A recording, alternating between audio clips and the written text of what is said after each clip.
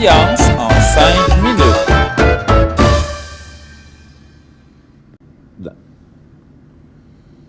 C8H10.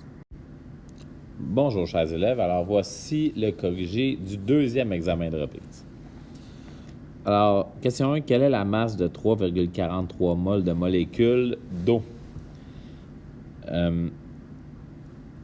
C'est pas très compliqué. Alors, je sais qu'une mol d'eau, ça a une masse de 18,02 grammes. Alors, si j'ai 3,43 mol d'eau, combien est-ce que j'ai de grammes? Et on arrive à la réponse 61,74. Ça se peut que vous préfériez l'illustrer comme ça aussi. J'ai 18,02 grammes pour une mol d'eau. Alors, si j'ai 3,43 mol, combien est-ce que j'ai de grammes? Les deux manières de l'illustrer sont bonnes. Deuxièmement, combien y a-t-il de mol d'atomes dans 3,4 fois 10 à la 24 molécules de C6H12O6? Je sais que dans une molécule de C6H12O6, j'ai 24 atomes. Donc, dans 3,4 fois 10 à la 24 molécules, j'ai combien d'atomes? Ben, je suis capable de trouver que j'ai 8,16 fois 10 à la 25 atomes. Ensuite, je vais mettre une autre couleur pour la deuxième étape. Je sais qu'une mol, c'est 6,02 fois 10 à la 23. Donc, atomes. Parce qu'une mol d'atomes, c'est 6,02 fois 10 à la 23 atomes. Si j'ai 8,16 fois 10 à la 25 atomes, j'ai combien de mols? Je suis capable de trouver que j'ai 135,5 mols. Numéro 3. De quel élément s'agit-il si la masse de 9,73 fois 10 à la 22 atomes pèse 1,94 grammes? Je sais qu'une mol d'atomes, je vais le représenter d'une autre manière pour les habituer des proportions. Je sais que j'ai 6,02 fois 10 à la 23 atomes dans une mol. Alors, si j'ai 9,73 fois 10 à la 22 atomes, j'ai combien de mols? Je trouve que j'ai 0,16 mol. Alors, deuxième étape en rouge. Si 0,16 mol pèse 1,94 grammes, ben, si j'ai une mol, parce que je vais trouver la masse molaire, donc la masse de une mol, ça donne combien? 12 grammes. C'est donc du carbone. Parce que c'est le seul dont la masse molaire est 12 grammes.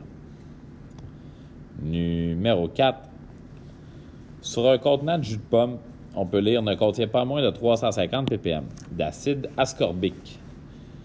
Quelle est la concentration molaire minimale pour l'acide ascorbique de ce jus de pomme? 350 ppm, là, ça veut dire 350 grammes dans 1 million de millilitres. Alors, je voudrais savoir 350 grammes, ça représente combien de mols? Voici ce que je vais faire. Je sais que l'acide ascorbique, c'est 176,14 grammes dans une mol. Alors, si j'ai 350 grammes, j'ai combien de mols? On trouve 1,98 mol. J'ai donc, étape 2 en rouge, j'ai donc 1,98 mol dans 1 litre. 1 million de millilitres. Comment je sais ça? Parce que j'avais 350 grammes dans 1 million de millilitres. Et là, j'ai transformé mes grammes en mol. Alors, j'ai 1,98 mol dans 1 million de millilitres. C'est combien dans 1000 millilitres ou 1 litre? Et on arrive à la réponse d'environ 0,0020 mol dans 1 litre. Numéro 5. J'ai une solution de CaCO3 à 0,25 mol par litre. Dans quel volume ai-je 7 fois 10 à la 22 molécules de CaCO3? Première chose, j'ai transformé mes molécules, 7 fois 10 à la 22 molécules. C'est combien de moles? Sachant que 6,02 fois 10 à la 23 molécules, c'est 1 mol. Et là, j'ai trouvé que j'ai 0,12 mol de CaCO3. Deuxième étape, je sais que j'ai 0,25 mol dans 1 litre. Je sais ça à cause du 0,25 mol par litre. Alors, si j'ai besoin de 0,12 mol, quel va être mon volume? Je trouve un volume de 0,465 litres. C'est ma réponse. 6. Vous avez 32 grammes d'octane. Quelle est la masse totale de chaque produit formé lors de la combustion de ce dernier selon l'équation non balancée suivante? Je vous donne déjà la réponse de l'équation balancée. Alors, voici les étapes. Je sais que 1 mol d'octane, c'est 8H18. Hey, je peux savoir que c'est l'octane, que ça, c'est de l'octane parce que O2, c'est pas de l'octane. CO2, c'est pas de l'octane. Puis H2O, c'est pas de l'octane. Alors, 1 mol de C8H18, ça a une masse de 114,26 grammes. Alors, si j'ai 32 grammes de C8H18, combien est-ce que j'ai de mol? Et on trouve qu'on a 0,28 mol. Après ça, il y a 2 étapes. Je vais zoomer un peu. Je vais trouver le CO2, ça va être en rouge, et plus tard, l'H2O va être en bleu.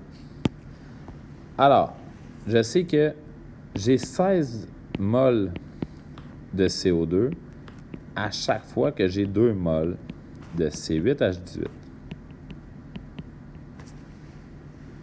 Si j'ai 0,28 mol de C8H18, j'ai combien de mol de CO2? J'arrive à 2,24 mol de CO2. Puis ensuite, c'est étape 1, étape 2, je sais que 1 mol de CO2, ça pèse 44,01 grammes. Donc, si j'ai 2,24 mol, j'ai 98,6 grammes de CO2. C'est ma réponse 1. Et vous allez voir, c'est très, très semblable pour l'H2O. Je l'utilise d'une autre manière. Alors, j'ai 18 mol d'eau chaque fois que j'ai 2 mol de C8H18. Donc, combien j'aurais de mol d'eau si j'avais 0,28 mol de C8H18? On trouve que X est égal à 2,52 mol. Et ensuite, ça c'est l'étape 1, l'étape 2. On sait que 1 mol d'eau, c'est 18,02 grammes. Donc, si j'ai 2,52 mol d'eau, combien est-ce que j'ai de grammes? Et on trouve que Y est égal à 45,42 grammes. C'est ma réponse 2. Et finalement, question 7. Quelle est la masse de 0,005 mol d'atomes inconnus, sachant que dans ceux-ci, il y a 5,11 fois 10 à la 22 protons. Bien, je sais que dans 0,005 mol d'atomes, il y a 5,11 fois 10 à la 22 protons. C'est que si j'avais une mole d'atomes, combien j'aurais de protons? Et je peux trouver que j'aurais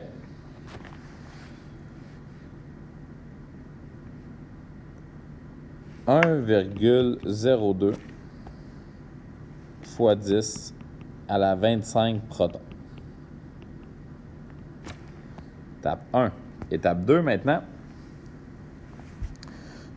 Je sais que 6,02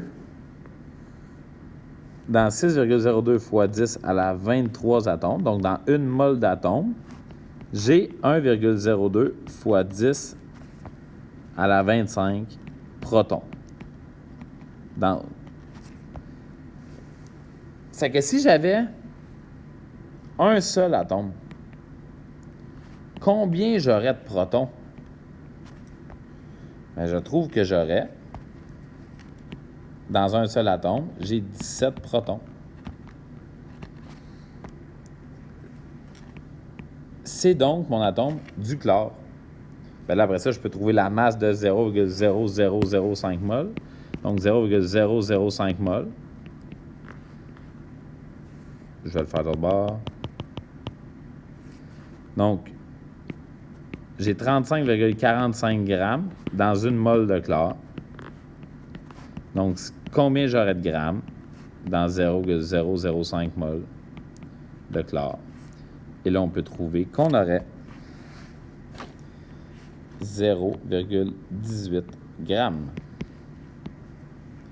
C'est tout. Alors, je vous rappelle, prochain examen, lundi.